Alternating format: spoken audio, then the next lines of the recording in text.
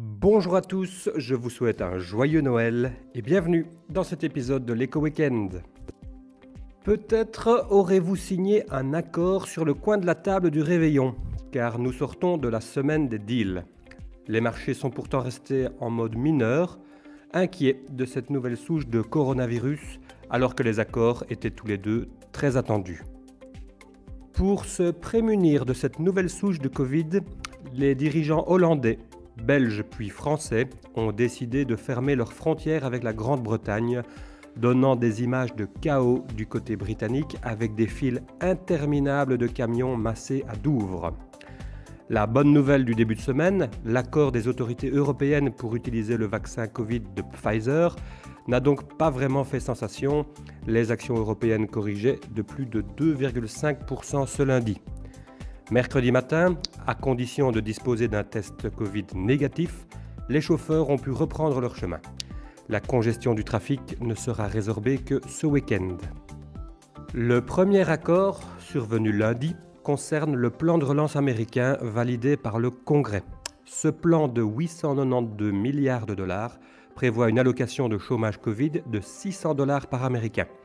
Il est complété par 1400 milliards de dépenses gouvernementales ordinaires, mais qui, n'ayant pas été budgétées, menaçaient le pays d'un shutdown, une fermeture des administrations, à partir du 29 décembre, faute de vote du Congrès. Et surprise, le soir même de cet accord, le facétieux président Trump demandait d'augmenter les allocations de chômage de 600 à 2000 dollars par personne. Un comble, alors que c'est précisément une demande des démocrates qui était bloquée depuis des semaines par les républicains. Lundi 28, un nouveau vote au Congrès aura lieu sur ce plan amélioré. Les marchés n'ont pas vraiment réagi à ce théâtre, peut-être par habitude des comédies de Trump qui aime suspendre tout son pays à sa bonne volonté. Mercredi, les rumeurs que l'on n'écoutait plus faisaient état d'un accord sur le Brexit. Nous en avons eu confirmation jeudi. Les échanges commerciaux entre les deux zones ne seront donc pas frappés de taxes à l'importation. La livre sterling s'est redressée en cette veille de Noël, comme on peut le voir sur le graphique qui apparaît à l'écran, retrouvant ses niveaux de 2018. En effet, le commerce avec l'Union sera moins aisé que lorsque le Royaume-Uni en était membre. L'ampleur de ce traité est en outre loin de celle d'autres accords commerciaux de libre-échange. Les thèmes principaux repris dans les 400 pages de l'accord et 800 pages d'annexes sont la commercialisation de biens, il n'y aura pas de nouveaux tarifs ou quotas, mais bien des règles de certification assez contraignantes. Les services financiers, il n'y aura plus de passeport européen pour le Royaume-Uni. Les normes environnementales et sociales.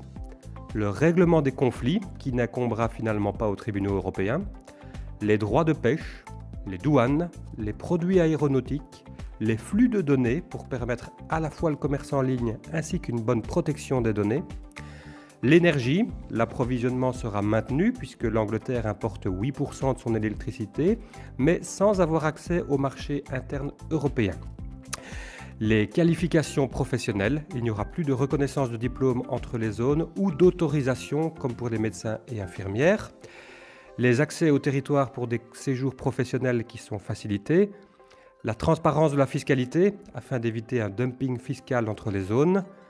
L'agriculture, il n'y aura ni taxes ni quotas, mais bien besoin de contrôles sanitaires et phytosanitaires ainsi que certification aux frontières. Et finalement, la collaboration dans les enquêtes criminelles et demande d'extradition. Il reste de nombreux points à définir les mois et années à venir, notamment au niveau des services qui sont très peu pris en compte dans cet accord. On pourrait dire que cet accord de Brexit clôture une étape, mais en ouvre une autre qui reste à écrire. Tout ceci justifie l'évolution de la livre et ses niveaux actuels par rapport à ces dernières années. Les réactions boursières ont été timides. Une fois de plus, cet accord semblait déjà pris en compte au moment de son annonce. Les statistiques économiques étaient peu nombreuses cette semaine et essentiellement américaines.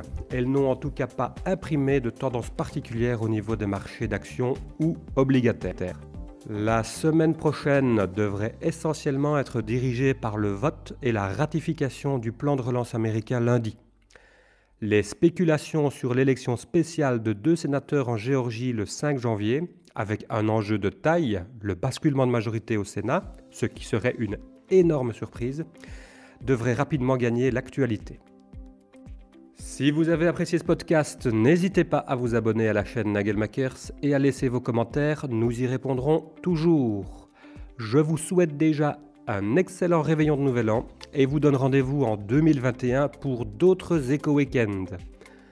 Vous êtes chaque semaine de plus en plus nombreux à écouter ce podcast, ce qui est très encourageant pour toute l'équipe qui le réalise. Alors en son nom, je tiens à vous remercier de votre fidélité. Excellent week-end et très bonne semaine.